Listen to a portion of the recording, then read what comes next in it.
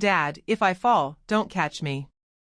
Theo Mercer was already standing when he said it, his knees shaking so violently that the wheelchair behind him rattled across the marble floor. Maya Collins reached for his waist, but Theo pushed her hand away. Let me do it. Across the hallway, Graham Mercer stared at his 6-year-old son as if he had just witnessed something impossible. Then Iris Blackwood screamed, "Put him back in that chair." Theo flinched. Maya caught him before his legs folded. Iris stormed toward them, clutching the medical file against her chest. "Do you have any idea what you've done?" Maya looked at Theo's trembling legs. He stood. He was never supposed to stand. That sentence stopped Maya cold. She looked from Iris to the boy. Why? Iris tightened her grip on the file. Because his doctors said so. 6 years earlier, Theo had been diagnosed with a progressive neuromuscular disorder after his mother died giving birth to him. His father, Graham, had accepted the diagnosis because there had been too much grief, too many hospital rooms, and too little strength left to question anyone. Theo's medical instructions were brutally simple. No standing. No unsupported walking. No strenuous rehabilitation. No independent transfers. His wheelchair had become part of his identity before he was old enough to understand why he needed it. Maya had been hired 3 weeks earlier as his private pediatric rehabilitation specialist. She had followed the file carefully. Then she started watching Theo. The first thing she noticed was his hands. They were strong. The second thing was his breathing. Normal. The third was how quickly his legs responded whenever he tried to move them. That bothered her. She had treated children with progressive neuromuscular disorders before. Their limitations varied, but the pattern in Theo's records didn't make sense. His file described rapidly progressive weakness. His body showed something different. His legs were severely underdeveloped. Not simply weak. And used. Maya asked Iris when Theo had last undergone a full neurological reassessment. 6 years ago. Maya blinked. He was an infant. I know how old he is. Then you know that isn't a current assessment. Iris stepped closer. You were hired to provide care, not opinions. Maya closed the file. Then why are you afraid of a second opinion? Iris didn't answer. That silence stayed with Maya. The next morning, she changed her approach. She didn't tell Theo they were going to walk. She told him they were going to discover what his legs could still do. She began with his toes. Move the big one. Theo stared down. I can't. Try. His toe moved. Barely. Theo looked at her. I did it. You did. The next exercise took 7 minutes. He lifted one knee less than an inch. Then he dropped it. Again? Maya nodded. Again. They repeated it until Theo's breathing became uneven. Maya stopped. We're done. Theo frowned. But I can do more. That doesn't mean you should. He looked toward the door. Is Iris going to be angry? Maya hesitated. Why would she? Because I'm not supposed to get stronger. Maya's hand stopped above the therapy mat. Who told you that? Theo shrugged. Everyone. That afternoon, Maya searched the medical records again. She found something she hadn't noticed before. Every 6 months, Theo's care plan contained the same phrase. Continue immobilization. Not monitor. Not adjust as tolerated. Immobilization. The wording was identical across years of records. Maya pulled out the earliest report. Then the latest. Different doctors. Different dates. The same sentence. She checked the signatures. The handwriting didn't match. But the recommendation did. She photographed the pages for her private records. Then she heard footsteps. She turned. Iris stood in the doorway. What are you doing? Reviewing his treatment history. You've already been told to stop questioning it. Maya held up the file. Then explain why a 6-year-old has never had a meaningful reassessment. Iris walked into the room. You're crossing a line. No. I'm finding one. Iris pointed toward Theo. If he gets hurt because of your arrogance, his father will destroy you. Maya looked at the boy. Theo was watching them. He had heard everything. Iris lowered her voice. Stay away from his legs. Then she left. Theo waited until the door closed. Am I in trouble? No. Are you?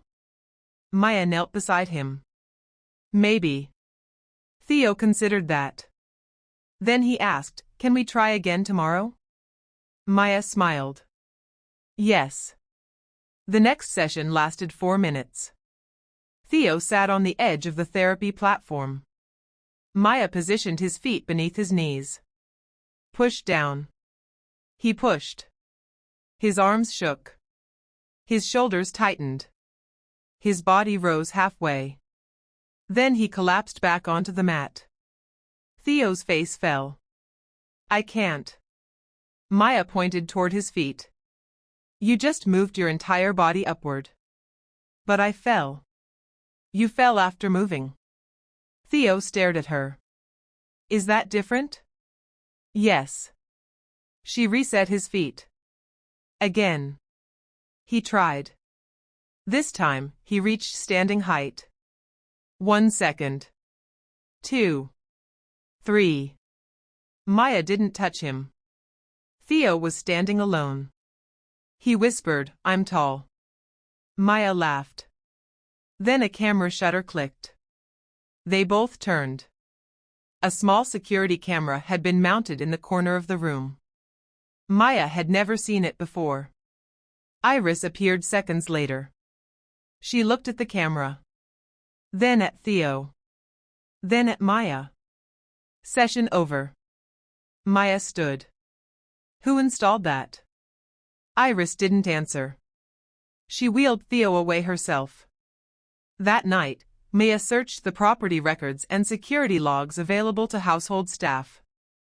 The camera had been activated that morning. Its access account belonged to someone outside the estate. Maya stared at the screen. Then she opened the medical payment records she had quietly copied earlier. A recurring payment appeared every month. The recipient was a medical consulting company. The sender was Graham Mercer's family trust. But the payment description contained something stranger. Neurological case management. The amount was identical every month. And it had been paid for 6 years. Maya printed the transaction history.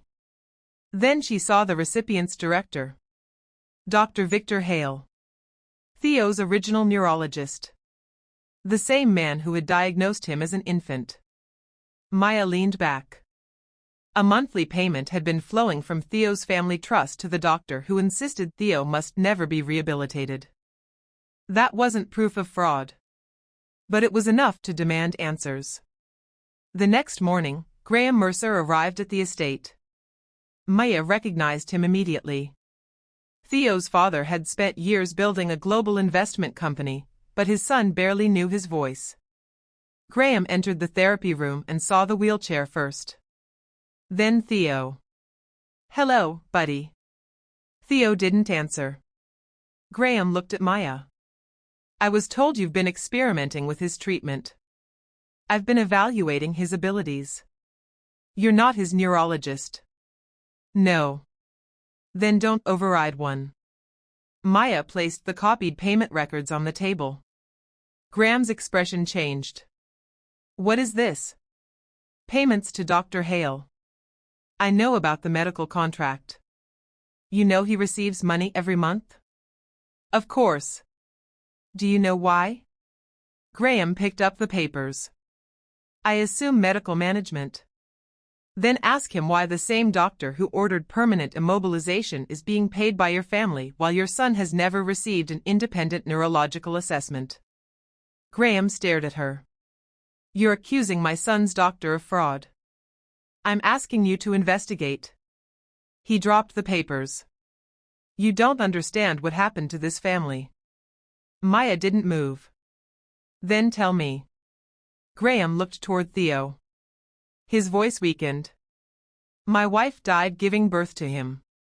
Theo looked down. Graham continued. I was told my son had inherited a devastating condition. I couldn't accept losing both of them. Maya asked quietly, so you stopped asking questions? Graham's jaw tightened. I trusted the people who knew more than I did. And when was the last time you watched your son try to stand? Graham said nothing. Theo slowly rolled his wheelchair toward the therapy bars. Maya looked at him. Theo looked at his father. Can I show him? Graham swallowed. Show me what? Theo grabbed the bars. I can stand. Graham shook his head. Don't. Theo's hands tightened. Maya stepped closer. Let him try. Graham looked at her. If he falls? I'll be right here. Theo pushed. His arms trembled. His shoulders rose. His feet pressed into the floor. He stood. Graham stopped breathing for a moment. Theo held himself upright. 1. His knees shook. 2. Graham stepped forward. 3. Theo took one step. Then another. Graham whispered, That's impossible. Maya answered, That's why we need another doctor. Graham looked at his son. Then at the medical file. Then at the payment records. For the first time in 6 years, he didn't see a terminal diagnosis. He saw a question. And the answer could destroy everything. If this story already has you questioning that medical file, subscribe now, because the person who kept Theo in that wheelchair has not been identified yet, and the evidence that exposes them doesn't appear until the final investigation. Graham made the call that afternoon. Dr. Julian Hart arrived without warning the household staff. He refused to speak to Iris. He refused to rely on Theo's old records. Start from the beginning, he told Maya. Maya brought out every document. Hart read them one by one. Then he asked Theo to move his feet. Theo did. Hart asked him to lift his knees. Theo tried. Hart watched carefully. How long has he been receiving rehabilitation? Maya answered. 3 weeks. Hart looked at Graham. And he was supposedly degenerating? Yes. Hart returned to the file. Who decided he needed permanent immobilization? Graham pointed toward the records. Dr. Hale. Hart's expression hardened. Then I want the original examination. Graham produced it. Hart read the report. Then he looked at the date. This is incomplete. What does that mean? It means the diagnosis was made without several assessments I'd consider essential. Graham stared at him. Are you saying the diagnosis is wrong? I haven't said that. Hart closed the folder. I'm saying nobody had enough information to be this certain. That distinction changed everything. Hart ordered comprehensive testing. Blood work. Imaging. Neuromuscular studies. Genetic screening. Functional assessments. And one test that would become central to the case, a muscle response evaluation designed to distinguish progressive disease from severe deconditioning. While the tests were being arranged, Maya returned to the security records. The therapy room camera had captured Theo standing. But it had also captured something else. Iris had entered the room after the session. She hadn't gone to check on Theo. She had gone directly to the camera. She removed its memory card. Maya found the timestamp. Then she found a second camera. Then a third. Someone had been monitoring Theo's therapy. Not protecting him. Monitoring him. Graham confronted Iris that evening. Why were you recording my son's rehabilitation? Iris didn't flinch. For safety. Then why remove the footage? I didn't. Graham placed the security log on the table. You accessed the camera at 8:14. Iris looked at the screen. Then at Graham. You don't know what you're doing. Then explain it. She remained silent.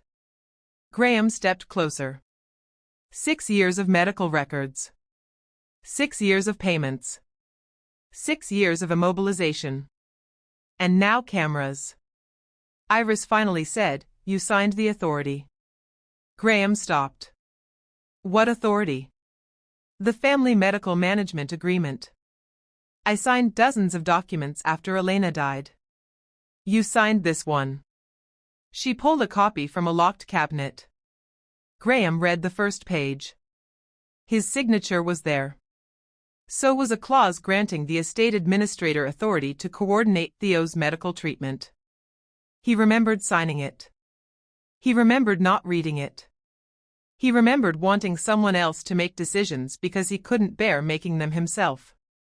Maya watched him turn pale. Graham looked at Iris.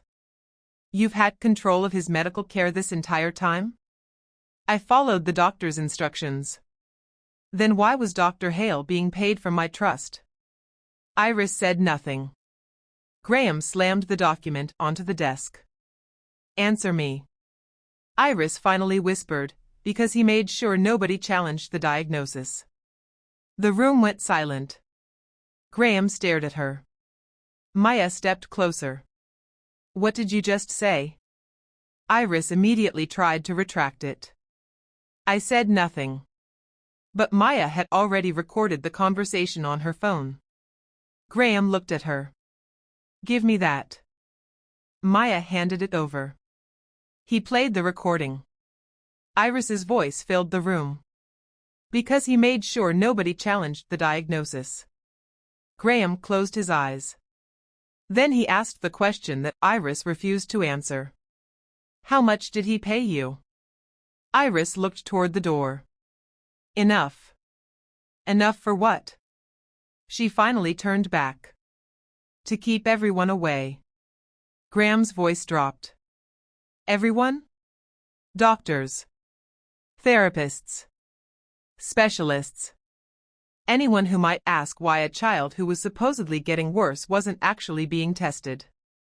Maya's phone buzzed. Dr. Hart had sent the first preliminary report. Graham opened it. The results showed no clear evidence supporting the original progressive diagnosis.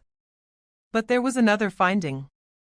Theo's muscle mass was dramatically reduced in patterns consistent with prolonged inactivity. Graham looked at Maya.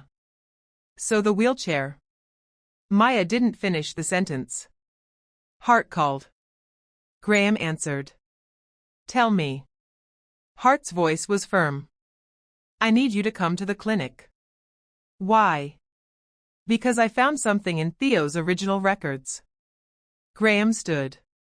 What? A test result that doesn't belong to Theo. The room went silent. Graham looked at Maya. Maya stared back.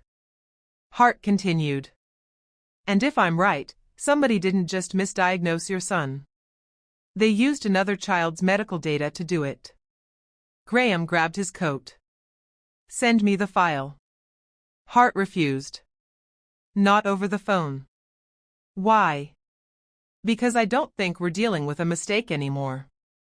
The line went dead. Graham looked at Theo's empty wheelchair. Then at the 6 years of medical records stacked across the table. For years, the family had believed Theo was trapped inside a failing body. Now they had to consider something far worse. What if the body had never been the real prison? And what if the person holding the key had been standing inside their home the entire time? Maya followed Graham toward the door. Then Iris spoke behind them. You don't understand what happens if you expose him. Graham stopped. Expose who? Iris didn't answer. Her phone began ringing. She looked at the screen. The caller's name was Dr. Victor Hale. Graham reached for it.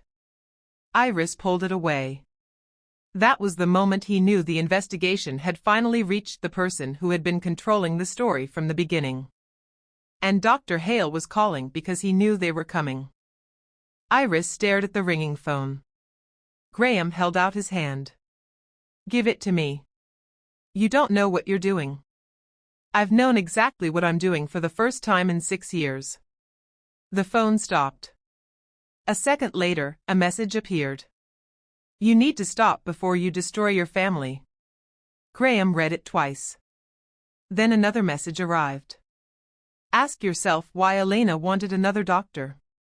Graham's fingers went rigid around the phone. My wife. Iris looked away. Maya stepped closer. What did Elena know? Iris shook her head. Nothing. Graham's voice hardened. Don't lie to me again. I was told to stop her. By whom? Iris remained silent. Graham grabbed his keys. I'm going to the clinic. Maya followed. Iris called after them. If you open those records, there will be consequences. Graham turned. There already were.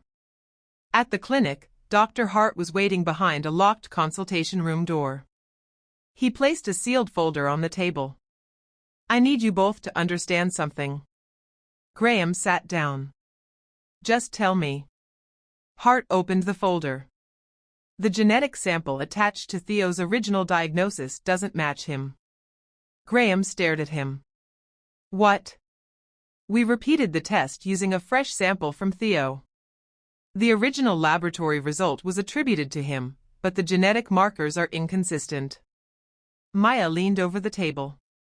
So the diagnosis was based on someone else's test? Hart nodded. That's what the evidence suggests. Graham pushed back from the table. Whose? We don't know yet. He placed another document beside the first. The original sample was processed through a private laboratory connected to Dr. Hale's medical network. Graham's face tightened. Can you prove someone switched it? Not yet. Then prove it. Hart looked at him. That is exactly what I'm trying to do. He opened another file. This is Theo's current neuromuscular study. The results showed severe weakness. But the pattern wasn't consistent with the disease in the original report. Hart pointed to several measurements. These muscles respond when stimulated. Maya understood immediately. They're deconditioned. Severely, Hart said. Graham looked at the pages.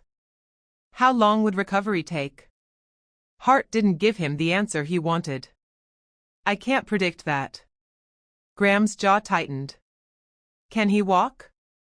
Hart looked toward Maya. If the neurological findings continue to hold, rehabilitation may allow significantly greater mobility. Graham whispered, after 6 years? Hart nodded. After 6 years. Graham stood and walked to the window.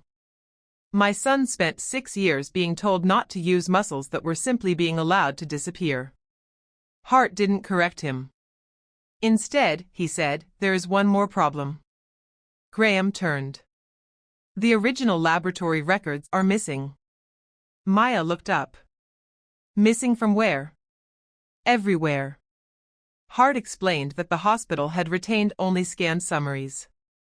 The raw laboratory documentation had supposedly been transferred to a private archive after the diagnosis. That archive was controlled by Dr. Hale's medical management company. Graham immediately called his attorney. I want a preservation order on every record connected to Theo Mercer. His attorney asked why. Graham answered. Because someone has been deciding what my son is allowed to become. Within hours, investigators began requesting financial records, medical files, archived emails, and laboratory documentation. The first discovery came from a bank account. Iris had received monthly payments. But the payments weren't coming directly from Dr. Hale. They came through 3 companies. One handled medical consulting. Another handled property management. The third had no visible business operations at all. Maya traced its registration. The company had been created 11 days after Theo's diagnosis. Its listed director was a retired accountant. Its mailing address belonged to Dr. Hale's office. Graham's attorney stared at the records. "This is a shell company." Graham said nothing. Then the attorney opened its payment history. The money didn't stop with Iris. A portion had been transferred into an account controlled by someone else. Graham recognized the name. "That's my former estate solicitor." Maya looked at him. "How many people were involved?" Graham shook his head. "I don't know." His attorney answered. "That's what we're about to find out." Meanwhile, Theo's rehabilitation continued. Maya changed the exercises every session. She made him transfer from the chair to the therapy platform. Then sit upright without support. Then stand for 10 seconds. Each improvement created another problem. Theo's muscles were so weak that progress had to be carefully controlled. One afternoon, Theo tried to stand too quickly. His knees buckled. Maya caught him. Theo pushed her away. "I can do it." "You don't have to prove anything." "Yes, I do." "Why?" Theo looked toward the door. "Because they said I couldn't." Maya crouched in front of him. "Who said that?" Theo answered immediately. "Everyone."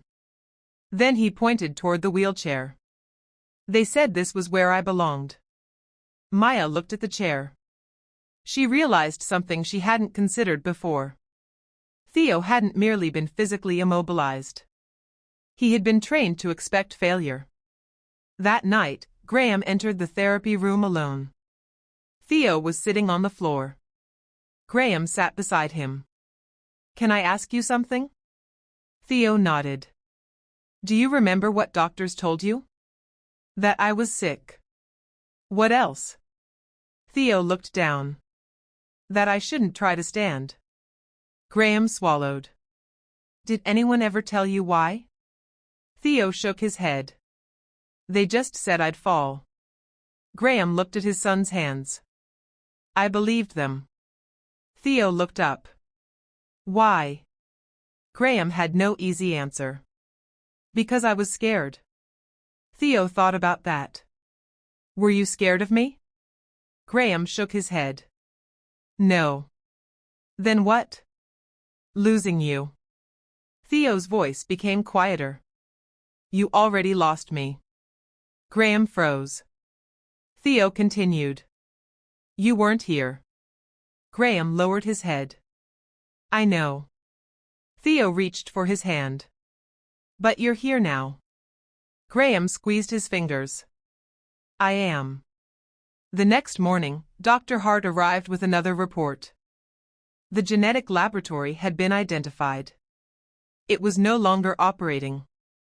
But its former records manager had agreed to speak with investigators. He brought one piece of evidence: a handwritten intake sheet. The sheet showed that Theo's original sample had arrived at the laboratory under a different identification number. The number belonged to another infant. The infant had been tested for a completely different disorder. Hart looked at Graham. "Someone switched the sample before testing." Graham stared at the page. "Can you identify who?" The records manager shook his head. "The paperwork was altered." Maya noticed something in the corner. A handwritten note. 3 words. "Send to Hale." Graham's attorney photographed it. Then the records manager added quietly, "There was one person who delivered the samples personally." "Who?" He hesitated. "Your wife's assistant." Graham stopped. "My wife's assistant died years ago." "I know." "Then why are you telling me?" Because she wasn't working for your wife when she delivered that sample. The room went silent. Who was she working for? The records manager looked at Graham. Dr. Hale. Graham's face hardened. He suddenly remembered something. 3 days before Elena died, she had confronted him about Theo's diagnosis. She had told him she didn't trust the doctors. He had dismissed her. He had told her he couldn't keep chasing possibilities. Now he understood why she had been so persistent. She hadn't been asking for another opinion because she doubted her son's condition. She had been asking because she suspected someone had created it. Graham immediately searched the old family archives. Elena's personal files had been packed away after her death. Most were untouched. But one folder was missing. The folder was labeled with Theo's initials. Graham called the family solicitor. Who removed my wife's medical records? The solicitor hesitated. I don't know. Check. I'll need time. You have 10 minutes. While they waited, Maya noticed Theo standing near the therapy bars. He wasn't holding them. He was watching his father. Dad? Graham turned. Theo pointed toward the bars. Can I try? Graham smiled. Of course. Theo stepped forward. He gripped the rail. He pushed. His legs shook. He stood. This time, he stayed upright for 12 seconds. Then 15. Maya started counting. 16. Theo smiled. 17. Graham moved closer. 18. Theo released one hand. Maya's eyes widened. Don't rush. Theo lifted his second hand. For 1 second, he stood completely unsupported. Then he dropped back onto the platform. Graham laughed through his tears. Theo looked at him. I did it. You did. Theo pointed toward the doorway. Can we do it there next? Graham followed his gaze. The doorway led into the main hall. The same hall where Iris had screamed at him. The same hall where Graham had first watched his son stand. Graham nodded. We'll do it there. But before they could leave, his phone rang. His attorney was calling. Graham answered. We found the missing folder. Where? The attorney's voice dropped. Your wife's old assistant kept it. Graham closed his eyes. What's inside? A pause. Letters. From whom? Your wife. Graham's breathing changed. What do they say? The attorney hesitated. They say Elena believed Theo had been deliberately misdiagnosed. Graham gripped the phone. Anything else? Yes. The attorney's next words were almost a whisper. She named the person she believed was responsible. Graham looked across the room at Iris's empty chair. Then toward Theo. Send me the letter. I can't. Why? Because the final page is missing. Graham stared at the wall. Who has it? His attorney didn't answer immediately. Then he said, someone just contacted me claiming they do. Graham's eyes narrowed. Who? The attorney replied. They say they were there the night Elena died. If you think the fraudulent diagnosis was the worst part, what comes next is even bigger. The missing letter may reveal why Elena was silenced before she could expose the truth. Hit subscribe before we go further. Graham ended the call. He looked at Theo. For 6 years, he had believed his son's tragedy began with a disease. Now he had to confront a different possibility. It may have begun with a decision. And someone who knew exactly why that decision had been made was finally ready to talk. That night, the unknown witness sent one message. I know who changed the sample. Then another arrived. But if you want the name, bring Theo's original medical file. Graham stared at the screen. The original file was locked inside Iris Blackwood's private office. And Iris had disappeared. Graham reached Iris Blackwood's office before sunrise. The door was locked. He didn't call security. He called a locksmith. Maya stood behind him as the lock snapped open. Inside, the room looked untouched. The desk was clean. The shelves were organized. But one drawer had been emptied completely. Graham pulled it open. Nothing. Mia noticed a faint rectangle beneath the drawer lining. Wait. She lifted the false bottom. A black envelope was taped underneath. Graham tore it open. Inside was Theo's original medical file. Not a copy. The original. The pages were yellowed. Several had been replaced. But one sheet remained intact. A handwritten notation appeared beside the original diagnosis.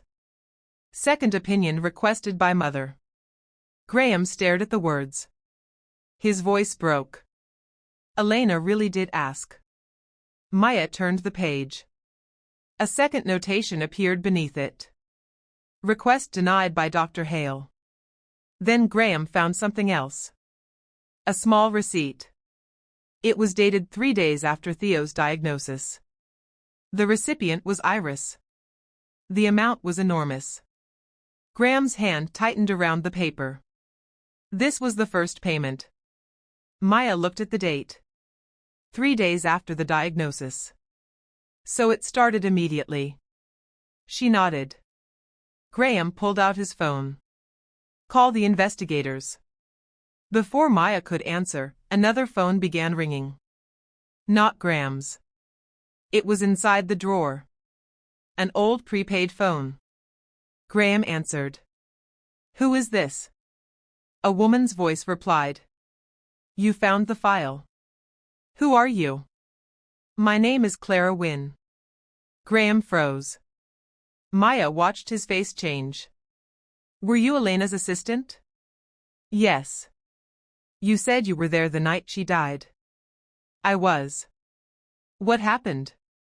Clara took a breath.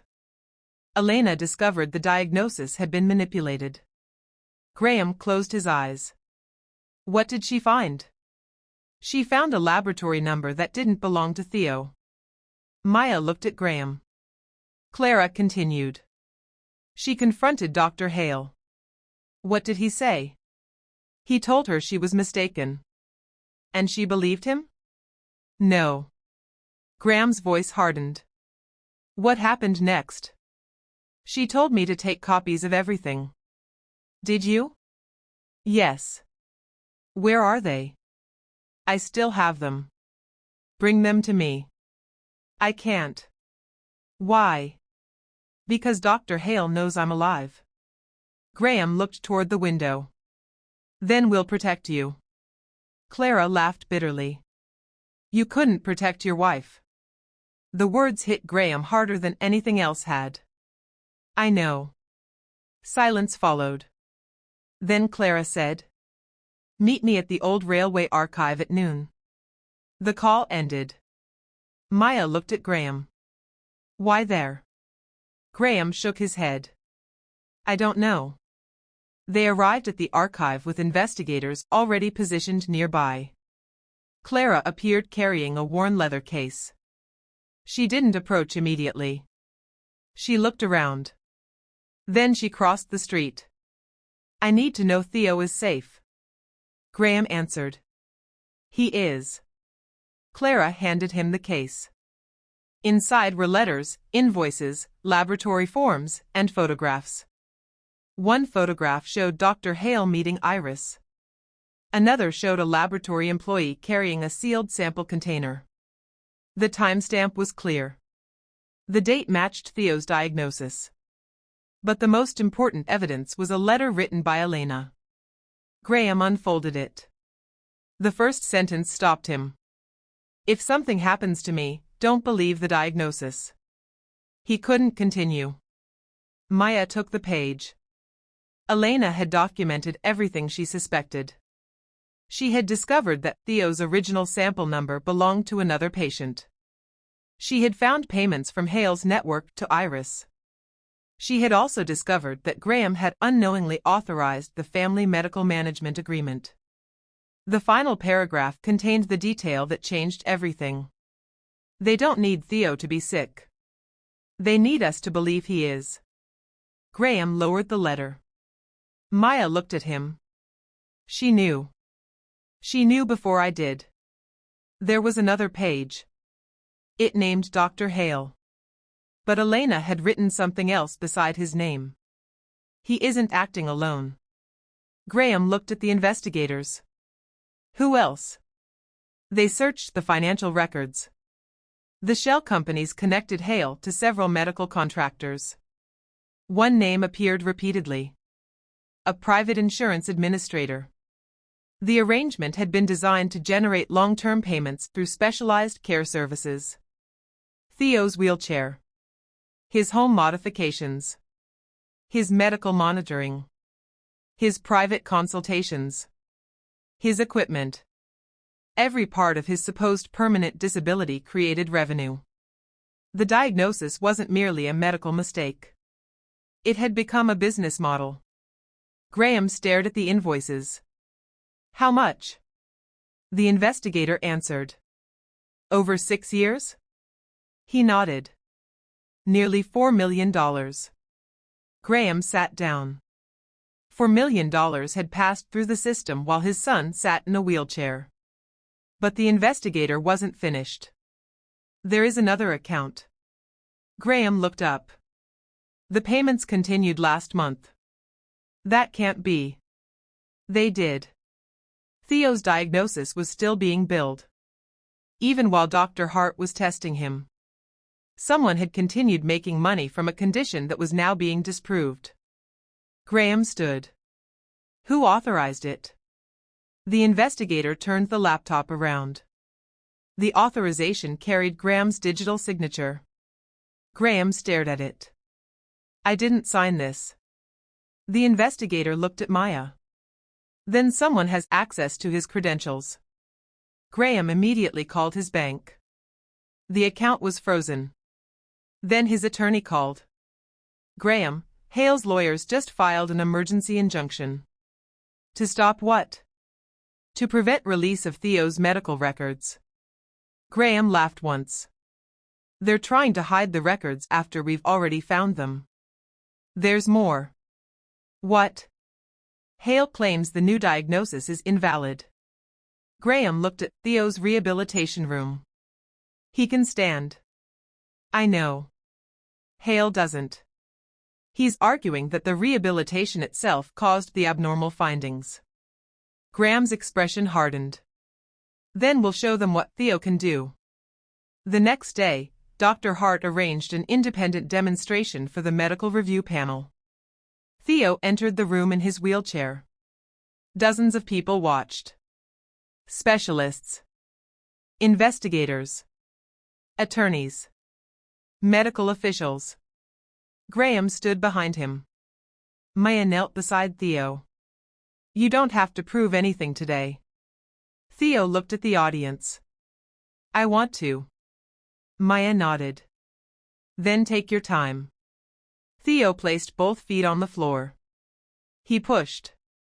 His knees shook. His arms trembled. He stood. A specialist whispered to another doctor. Theo remained upright. 5 seconds. 10. 15. Then he released one hand. The room became silent. Theo took a step. Then another. Then another. He wasn't running. He wasn't pretending the last 6 years had never happened. He was simply moving. One step at a time. Dr. Hart turned toward the panel. That is functional recovery following prolonged disuse. Hale's attorney objected. The panel chair raised a hand. Objection noted. Theo kept walking. At the end of the room, Graham stood waiting. Theo reached him. Graham crouched. You did it. Theo smiled. I told you. Graham hugged him. Then Theo whispered. Can we go faster now? Graham laughed. Soon.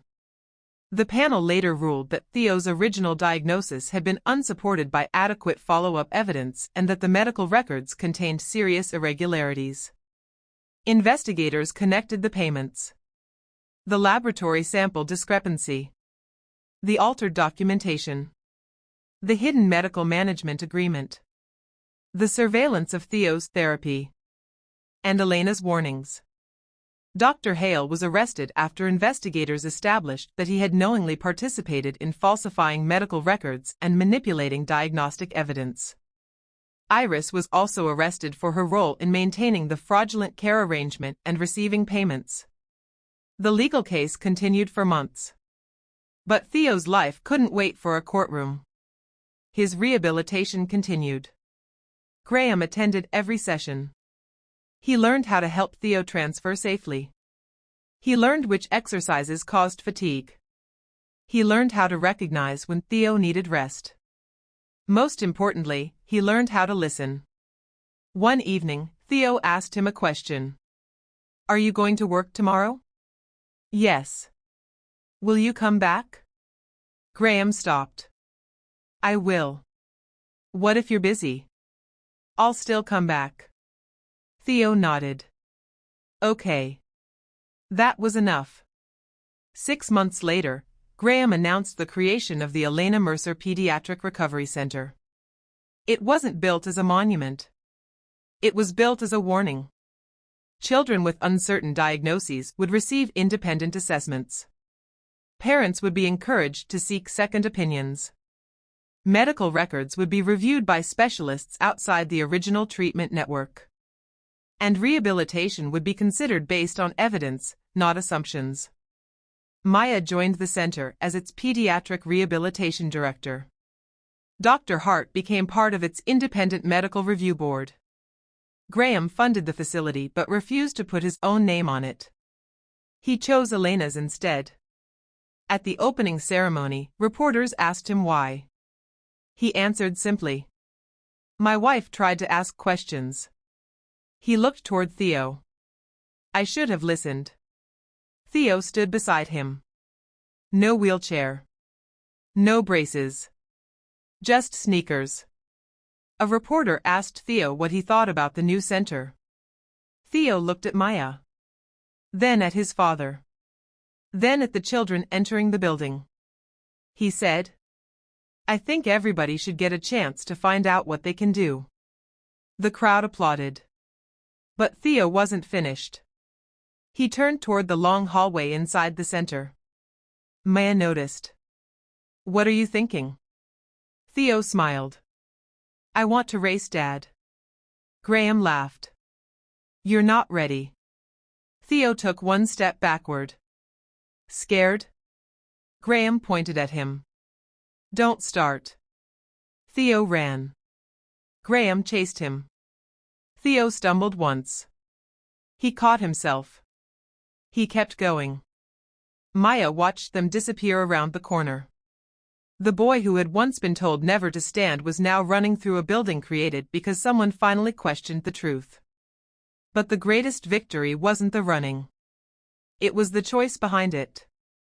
For 6 years, Theo had been taught that his future was already decided. A diagnosis had become a sentence.